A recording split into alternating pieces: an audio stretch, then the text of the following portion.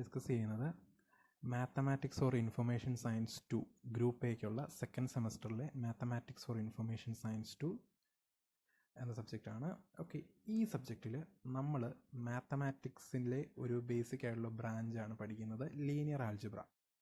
Linear algebra എന്ന് പറയുമ്പോൾ അതിൻ്റെ അകത്ത് നമ്മൾ പഠിക്കുന്നത് മാട്രിക്സിനെ കുറിച്ചും വെക്റ്റേഴ്സിനെ കുറിച്ചും ഒക്കെയാണ്. ഒരു പക്ഷേ നിങ്ങൾ മാത്ത് ലാബ് എന്ന് കേട്ടിട്ടുണ്ടാവും. മാത്ത് ലാബ് എന്ന് പറഞ്ഞൊരു സോഫ്റ്റ്വെയർ കേട്ടിട്ടുണ്ടാവും. ഈ മാത്ത് ലാബിൻ്റെ ഫുൾ ഫോം മാട്രിക്സ് ലാബ് എന്നാണ്. മാട്രിക്സ് ലാബ് എന്ന് പറഞ്ഞാൽ ഈ സോഫ്റ്റ്വെയറിൻ്റെ അകത്ത് പ്രോബ്ലംസ് സോൾവ് ചെയ്യുന്നത് ഡേറ്റാസിനെ മാട്രിക്സ് ആയിട്ട് ഹാൻഡിൽ ചെയ്ത് ആ മാട്രിക്സിൻ്റെ പ്രോപ്പർട്ടീസും മാനിപ്പുലേറ്റ് ഒക്കെ ചെയ്തിട്ടാണ് പ്രോബ്ലംസിന് സൊല്യൂഷൻ കണ്ടെത്തുന്നത്. ഇനി നിങ്ങൾ ഒരു പക്ഷേ ചാറ്റ് GPT പോലുള്ള AIസിനെ കുറിച്ച് കേട്ടിട്ടുണ്ടാവും. ഈ AI ഒക്കെ എങ്ങനെ ആയിരിക്കും വർക്ക് ചെയ്യുന്നത്, ഈ AI ഒക്കെ എങ്ങനെയായിരിക്കും ഡേറ്റാസിനെ ഹാൻഡിൽ ചെയ്യുന്നത്? അവരൊക്കെ മാട്രിക്സ് ആയിട്ടാണ് ഡേറ്റാസിനെ ഹാൻഡിൽ ചെയ്യുന്നത്, വെക്റ്റേഴ്സ് ആയിട്ടാണ് ഹാൻഡിൽ ചെയ്യുന്നത്. മാട്രിക്സും വെക്റ്റേഴ്സ് ഇതിനെയൊക്കെ മാനിപ്പുലേറ്റ് ചെയ്ത് ട്രാൻസ്ഫോർമേഷൻസ് ഒക്കെ നടത്തി അങ്ങനെയൊക്കെയാണ് അത് വർക്ക് ചെയ്യുന്നത്. അപ്പോൾ ലീനിയർ ആൾജിബ്ര എന്ന് പറയുന്നത് വളരെ ബേസിക്കാണ്. വളരെ ബേസിക്കാണെന്ന് പറഞ്ഞാൽ ഈവൻ കാൽക്കുലസിനേക്കാൾ ബേസിക് ആയിട്ടുള്ളൊരു ബ്രാഞ്ചാണ് ലീനിയർ ആൾജിബ്ര. അതായത് ഇൻ്റഗ്രേഷനും ഡിഫറൻസിയേഷനും അതിനേക്കാളൊക്കെ ഒരു ബേസിക് ആയിട്ടുള്ളൊരു ബ്രാഞ്ച് ഓഫ് മാത്തമാറ്റിക്സ് ആണ് ലീനിയർ ആൾജിബ്ര. അപ്പം നമ്മൾ ഈ സെമസ്റ്ററിൽ പഠിക്കാൻ പോകുന്ന ഈ സബ്ജക്റ്റിൽ 4 മൊഡ്യൂളുണ്ട്. അതിൽ ആദ്യത്തെ മൊഡ്യൂളിൻ്റെ അകത്ത് നമ്മൾ സിസ്റ്റം ഓഫ് ലീനിയർ ഇക്വേഷൻസിനെ കുറിച്ചാണ് പഠിക്കുന്നത്. അതായത് സിസ്റ്റം ഓഫ് ലീനിയർ ഇക്വേഷൻസിൻ്റെ അകത്ത് ഇപ്പോൾ ഉദാഹരണത്തിന് ലീനിയർ ഇക്വേഷൻസ് എന്ന് വെച്ചാൽ എന്താണെന്ന് ചോദിച്ചാൽ, ഇപ്പോൾ ഒരു ഇക്വേഷൻ എഴുതുക, x+2y = 3 അതാണ് x+2y = 3 എന്നൊരു ഇക്വേഷൻ എഴുതി. ഈ ഇക്വേഷൻ്റെ പ്രത്യേകത തന്നെയാണ്, ഇതിൽ എക്സിന് ഫസ്റ്റ് പവറാണ്, വൈക്ക് ഫസ്റ്റ് പവറാണ്, x² y² അങ്ങനെയൊന്നുമില്ല. മാത്രമല്ല എക്സിൻ്റെ കൂടെ വേറൊരു വേരിയബിൾ ഇല്ല, എക്സ് ഒറ്റയ്ക്കാണ് നിൽക്കുന്നത്. വൈയുടെ കൂടെ വേറൊരു വേരിയബിൾ ഇല്ല, വൈ ഒറ്റയ്ക്കാണ് നിൽക്കുന്നത്. അപ്പം ഇങ്ങനൊരു ഇക്വേഷനാണ് ലീനിയർ എന്ന് പറയുന്നത്. ആൻഡ് യു സി ഇത് റെപ്രസെൻ്റ് ചെയ്യുന്നത് എന്താ, ലീനിയർ ലൈനെയാണ് റെപ്രസെൻ്റ് ചെയ്യുന്നത്. അപ്പോൾ ഇതൊരു ലീനിയർ ഇക്വേഷനാണ്. എന്നാൽ ഇവിടെ എക്സിനും വൈക്കും ഏത് വാല്യൂസ് വേണേലും വരാം. പക്ഷെ ഞാൻ ഒരു ഇക്വേഷനും കൂടെ എഴുതുകയാണ്, 4x + 5y = 6 എന്ന വേറെ ഇക്വേഷനും കൂടെ തരിക. ഇപ്പം എൻ്റെ കയ്യിൽ എന്തുണ്ട്, എൻ്റെ ഒരു സിസ്റ്റം ഓഫ് ഇക്വേഷൻ ഉണ്ട്, 2 സിസ്റ്റം ഓഫ് ഇക്വേഷൻസ് ഉണ്ട്. അപ്പോൾ എന്നോട് ചോദിക്കുക, ഈ 2 ഇക്വേഷനും സാറ്റിസ്ഫൈ ചെയ്യുന്നത്, അതായത് ഈ 2 ഇക്വേഷനും ട്രൂ ആകുന്നത് എക്സിനും വൈനും ഏത് വാല്യൂ ഉള്ളപ്പോഴാണ്. അപ്പോൾ എക്സും വൈയും കണ്ടുപിടിക്കണം. എങ്ങനെ കണ്ടുപിടിക്കും? അതാണ് നമ്മൾ ഫസ്റ്റ് മൊഡ്യൂളിൽ സിസ്റ്റം ഓഫ് ലീനിയർ ഇക്വേഷൻസിൽ നോക്കുന്നത്, എങ്ങനെ സോൾവ് ചെയ്യും. ഇപ്പോൾ എക്സും വൈയും ഇത് 2 ഇക്വേഷൻ ഉള്ളതുകൊണ്ട് എനിക്ക് വേണം ഇവിടുന്ന് തന്നെ 4x = 6 - 5y എന്ന് എഴുതിയിട്ട് ആ എക്സിൻ്റെ വാല്യൂ ഇതിൻ്റെ അകത്തിട്ട് ചെയ്യാം. പക്ഷേ ഇത് കുറച്ചുകൂടി ഡിഫിക്കൽട്ട് ആവും ഒരു 3 ഇക്വേഷൻ വന്നാൽ, ഒരു 3 സെറ്റ് ഇക്വേഷൻ വന്നാൽ 3 വേരിയബിൾ വരുവാണ്. അപ്പോൾ എന്ത് ചെയ്യും? അങ്ങനെയുള്ള ഒരു ചോദ്യം വരുമല്ലോ. അതാണ് നമ്മൾ ഫസ്റ്റ് മൊഡ്യൂളിൽ അഡ്രസ്സ് ചെയ്യുന്നത്. ഇനി നമ്മൾ സെക്കൻഡ് മൊഡ്യൂളിൽ അഡ്രസ്സ് ചെയ്യുന്നത് വെക്റ്റർ സ്പേസസ് എന്ന് പറയുന്നൊരു കോൺസെപ്റ്റാണ്. അതായത് വെക്റ്റർ സ്പേസസ്. വെക്റ്റർ സ്പേസസ് എന്താണെന്ന് ഇപ്പം ഞാൻ ഡീറ്റെയിൽഡ് ആയിട്ടൊന്നും പറയുന്നില്ല, അത് നമുക്ക് സെക്കൻഡ് മൊഡ്യൂളിൽ നോക്കാം. പക്ഷേ ഞാനൊരു ഉദാഹരണം പറയാം വെക്റ്റർ സ്പേസിന്.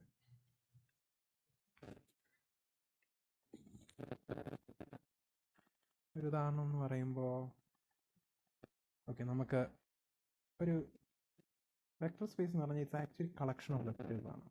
കളക്ഷൻ ഓഫ് വെക്റ്റേഴ്സ് എന്ന് പറയുമ്പോൾ ഞാനൊരു XY പ്ലെയിൻ കൺസിഡർ ചെയ്യും. XY പ്ലെയിൻ്റെ പ്രത്യേകത തന്നെ അവിടെ ഒരുപാട് വെക്റ്റേഴ്സ് ഉണ്ടെന്ന് വെച്ചാൽ XY പ്ലെയിൻ എന്ന് പറഞ്ഞാൽ എന്താ, it's collection of ordered pairs.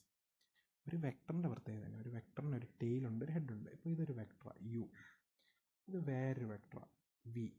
എനിക്ക് ഈ 2 വെക്ടറിനെ ആഡ് ചെയ്ത് എനിക്കൊരു പുതിയ വെക്ടർ W കിട്ടും. യുവും വിനെ ആഡ് ചെയ്ത് എനിക്കൊരു പുതിയ വെക്ടർ W കിട്ടും. അപ്പോൾ വെക്ടേഴ്സിന് തമ്മിൽ ആഡ് ചെയ്യാം. വെക്ടേഴ്സിനെ വേണം, ഈ U എന്ന് പറയുന്ന വെക്ടറിനെ എനിക്ക് വേണേൽ ഒരു 2 വെച്ച് മൾട്ടിപ്ലൈ ചെയ്ത് 2U എന്ന് പറയുന്ന ഒരു പുതിയ വെക്ടർ കിട്ടും. അപ്പോൾ കുറച്ച് പ്രോപ്പർട്ടീസ് ആഡ് ചെയ്യുക, സ്കെയിലാർ മൾട്ടിപ്ലൈ ചെയ്യുക, ഇങ്ങനെ കുറച്ച് പ്രോപ്പർട്ടീസ് ഒരു ഒരു XY പ്ലെയിനത്തെ വെക്റ്റേഴ്സിനുണ്ട്.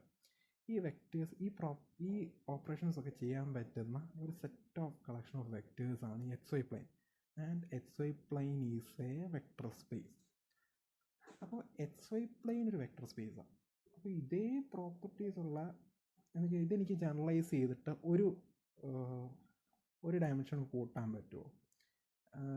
അതായത് ഇതൊരു 2 ഡയമെൻഷനിലാണ്, എനിക്കിതിനെ 3 ഡയമെൻഷനിലാക്കാൻ പറ്റുമോ? അതായത് XYZ കൊണ്ടുപോകാൻ പറ്റുമോ ഇതേ പ്രോപ്പർട്ടീസ് വെച്ച്?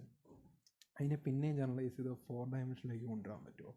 അല്ല അതിനെ പിന്നെയും ജനറലൈസ് ചെയ്തൊരു 10 ഡയമെൻഷനിലേക്ക് കൊണ്ടുപോകാൻ പറ്റും. അവരെല്ലാവരും നമ്മൾ ഈ പറഞ്ഞ വെക്റ്റർ സ്പേസിൻ്റെ പ്രോപ്പർട്ടീസ് ഫോളോ ചെയ്യുന്നതാണ്. അതാണ് വെക്റ്റർ സ്പേസിൻ്റെ ഐഡിയ എന്ന് വെച്ചാൽ നമ്മൾ ഈ സ്പേസിനെ നമ്മൾ ജനറലൈസ് ചെയ്തിട്ട് കൊണ്ടുപോവുകയാണ്. അപ്പോൾ ആ സ്പേസുകൾക്കെല്ലാം ഒരു ബേസിക് പ്രോപ്പർട്ടീസ് ഉണ്ട്. അപ്പോൾ നമുക്ക് അവരെ എല്ലാം ഒരേപോലെ ട്രീറ്റ് ചെയ്യാൻ പറ്റും. അങ്ങനെയാണ് വെക്റ്റർ സ്പേസ്. ഇനി വേറൊരു ഇത് പറയാം. ഇപ്പോൾ ഒരു മാട്രിക്സ് എടുക്കുകയാണെങ്കിൽ 2 3 4 5 ഇതൊരു 2x2 മാട്രിക്സ് ആണ്. ഈ മാട്രിക്സിന് ഇതേ പ്രോപ്പർട്ടീസ് ഉണ്ടല്ലേ? എന്താ, എനിക്ക് 2 മാട്രിക്സിനെ ആഡ് ചെയ്യാം, എനിക്കൊരു മാട്രിക്സിനെ വേണമെങ്കിൽ ഒന്ന് മൾട്ടിപ്ലൈ ചെയ്യാം. ഇതൊക്കെ ഈ പറഞ്ഞ പ്രോപ്പർട്ടീസൊക്കെ ഒരു മാട്രിക്സിനും വന്നു. അപ്പോൾ ഒരു മാട്രിക്സ് ഒരു വെക്റ്റർ സ്പേസ് ആണ്. ഇതൊരു വെക്റ്റർ സ്പേസ് ആണ്, മാട്രിക്സ് ഒരു വെക്റ്റർ സ്പേസ് ആണ്. അതെ, മാട്രിക്സും വെക്റ്റർ സ്പേസ് ആണ്.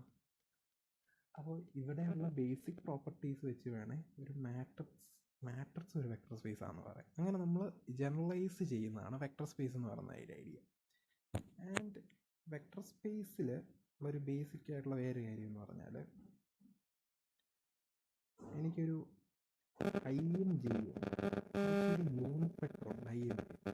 എനിക്ക് ഏത് വെക്ടറിനെയും ഐയുടെയും ജെയുടെയും ഐയും ജെയിനും വെച്ച് എനിക്ക് ഏത് വെക്ടറിനെ ക്രിയേറ്റ് ചെയ്യാം. എനിക്കിപ്പോൾ 6,3 എന്ന് പറയുന്ന വെക്ടർ വേണം. അപ്പം ഞാൻ എന്ത് ചെയ്യണം? ഞാൻ ഐനെ 6 ടൈംസ് മൾട്ടിപ്ലൈ ചെയ്തിട്ട് ജെനെ 3 ടൈംസ് മൾട്ടിപ്ലൈ ചെയ്ത് ആ 2 വെക്ടറിനെ ആഡ് ചെയ്ത് എനിക്ക് 6,3 കിട്ടി. ഐനെ 6 ടൈംസ് മൾട്ടിപ്ലൈ ചെയ്ത് ജെനെ 3 ടൈംസ് മൾട്ടിപ്ലൈ ചെയ്ത് ആഡ് ചെയ്യുവാണ് എനിക്ക് 6,3 എന്ന് പറയുന്നൊരു വെക്ടർ കിട്ടി. അപ്പം ഇവിടുത്തെ ഐയും ജെയും മാട്രിക്സിലെ മാട്രിക്സിലെ എനിക്ക് വേണമെങ്കിൽ ഇപ്പോൾ 2 3 4 5 എന്ന് പറയുന്ന വെക്ടറിനെ എനിക്ക് എങ്ങനെ ക്രിയേറ്റ് ചെയ്യാം?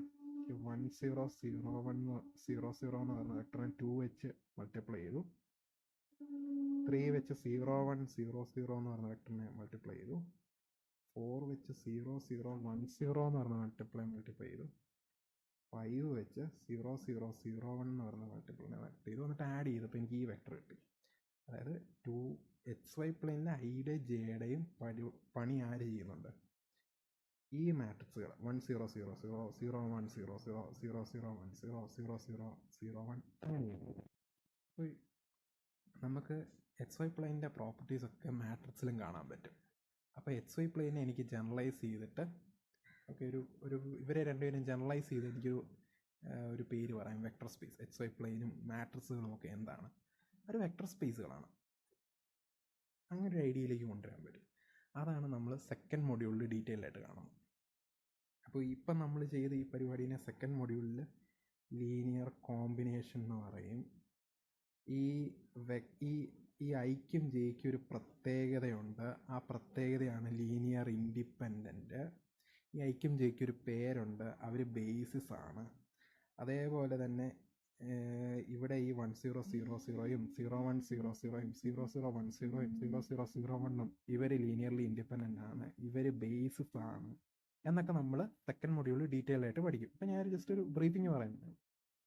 ഇനി നമ്മൾ തേർഡ് മൊഡ്യൂളിൽ എങ്ങനെയാണ് പഠിക്കുന്നതെന്ന് ചോദിച്ചാൽ, നമ്മൾ പറഞ്ഞല്ലോ XY പ്ലെയിൻ ഉണ്ടെന്ന്. ഈ XY പ്ലെയിനിനൊരു വെക്ടറുണ്ട്. ആ വെക്ടറിനൊരു നീളമുണ്ട്. നീളം എന്ന് പറഞ്ഞാൽ ലെന്ത്. ഇവിടെ നമ്മൾ നോം എന്ന് പറയും. അങ്ങനെയാണ് ഒരു വെക്റ്റർ സ്പേസിലെ എന്ന് വെച്ചാൽ നമ്മൾ വെക്റ്റർ സ്പേസ് എന്ന് പറയുമല്ലോ, ഇതെല്ലാം ജനറലൈസ് ചെയ്ത് വെക്റ്റർ സ്പേസ് എന്ന് പറയുന്നത്. വെക്റ്റർ സ്പേസിൽ ഈ ലെന്ത് എന്താണ്? ഇനി XY പ്ലെയിനിലത്തെ വെക്റ്റേഴ്സിൽ നമുക്ക് ഡോട്ട് പ്രൊഡക്റ്റ് എടുക്കാം. അപ്പോൾ വെക്റ്റർ സ്പേസിൽ ഡോട്ട് പ്രൊഡക്റ്റ് എന്താണ്? ഇനി XY പ്ലെയിനിലത്തെ വെക്റ്റേഴ്സ് ചിലപ്പോൾ ഡോട്ട് പ്രൊഡക്റ്റ് എടുക്കുമ്പോൾ 0 വരുമ്പോൾ നമ്മൾ പറയും അവർ ഓർത്തോഗണലാണ്, എന്ന് വെച്ചാൽ അവർ തമ്മിലുള്ള ആംഗിൾ 90 ഡിഗ്രിയാണ്. അങ്ങനെയാണെങ്കിൽ ഒരു ജനറൽ വെക്റ്റർ സ്പേസിൻ്റെ അകത്ത് ഓർത്തോഗണാലിറ്റി എന്ന് പറഞ്ഞാൽ എന്താണ്? ഇതിനെക്കുറിച്ചൊക്കെ ഈ പ്രോപ്പർട്ടീസിനെ ജനറലൈസ് ചെയ്യുവാണ് നമ്മൾ തേർഡ് മൊഡ്യൂളിൽ. അതായത് നോമിനെ ജനറലൈസ് ചെയ്യും, നോം അല്ലെങ്കിൽ ലെന്ത് അതിനെ ജനറലൈസ് ചെയ്യും, ഡോട്ട് പ്രൊഡക്റ്റിനെ ജനറലൈസ് ചെയ്യും, ഓർത്തോഗണാലിറ്റീനെ നമ്മൾ ജനറലൈസ് ചെയ്യും. ഇതിനെയൊക്കെ നമ്മൾ ജനറലൈസ് ചെയ്യും. ഇനി ഫോർത്ത് മൊഡ്യൂളിൻ്റെ അകത്ത് നമ്മൾ എന്ത് ചെയ്യുന്നത് വെച്ചാൽ, നമ്മൾ പറഞ്ഞു സെക്കൻഡ് മൊഡ്യൂളിൻ്റെ അകത്ത് വെക്ടർ സ്പേസ് എന്ന് പറയുന്നത് പറഞ്ഞു. എന്ന് വെച്ചാൽ വെക്ടർ സ്പേസ് തന്നെ എക്സ് വൈ പ്ലെയിൻ ഒരു വെക്ടർ സ്പേസ് ആണ്, സെറ്റ് ഓഫ് മാട്രിക്സുകൾ വെക്ടർ സ്പേസ് ആണ്. അപ്പോൾ ഇവർ തമ്മിൽ നമ്മൾ എന്ത് ചെയ്യും, ഒരു വെക്ടർ സ്പേസിനെ വേറൊരു വെക്ടർ സ്പേസുമായിട്ട് നമുക്ക് അസോസിയേറ്റ് ചെയ്യാൻ പറ്റുമോ, എന്ന് വെച്ചാൽ ഒരു ഫംഗ്ഷൻ ഡിഫൈൻ ചെയ്യാൻ പറ്റുമോ, ഒരു വെക്ടർ സ്പേസിൽ നിന്ന് വേറൊരു വെക്ടർ സ്പേസ് ഫംഗ്ഷൻസ് ഡിഫൈൻ ചെയ്യാൻ പറ്റുമോ. ആ ഫംഗ്ഷൻസിനെ നമ്മൾ ട്രാൻസ്ഫോർമേഷൻ എന്ന് പറയും. അതിനെക്കുറിച്ച് നമ്മൾ പഠിക്കും. എന്ന് വെച്ചാൽ ലീനിയർ ട്രാൻസ്ഫോർമേഷൻസിനെ കുറിച്ച് നമ്മൾ പഠിക്കും. ഉദാഹരണത്തിന് പറയുവാണെങ്കിൽ, ഒരു ഇമേജ് എന്ന് വെച്ചാൽ നമ്മളൊരു ഫോട്ടോ എടുത്തു. ആ ഫോട്ടോ എന്താണ്, അതൊരു മാട്രിക്സ് ആയിട്ടാണ് സ്റ്റോർ ചെയ്യുന്നത്. ആ മാട്രിക്സ് എന്താണ്, ആക്ച്വലി ഒരു വെക്ടർ സ്പേസ് ആണ്. മാട്രിക്സ് ഒരു വെക്ടർ സ്പേസാണ്. ആ മാട്രിക്സ് ആ ഫോട്ടോനെ നമ്മൾ റൊട്ടേറ്റ് ചെയ്യും. അപ്പോൾ നമ്മൾ മാട്രിക്സിൽ എന്ത് ഓപ്പറേഷൻ ചെയ്യുമ്പോൾ ആ ഫോട്ടോ റൊട്ടേറ്റ് ആവും. എന്ത് ചെയ്യുമ്പോഴാണ്, ട്രാൻസ്ഫോർമേഷൻ ചെയ്യുമ്പോഴാണ്. അങ്ങനത്തെ കാര്യങ്ങളെക്കുറിച്ച് പഠിക്കും. ഇതാണ് ഒരു ജനറൽ ഐഡിയ. ഈ കോഴ്സിൽ നമ്മൾ എന്തിനെക്കുറിച്ചൊക്കെ പഠിക്കും, അതൊരു ജനറൽ ഐഡിയയാണിത്.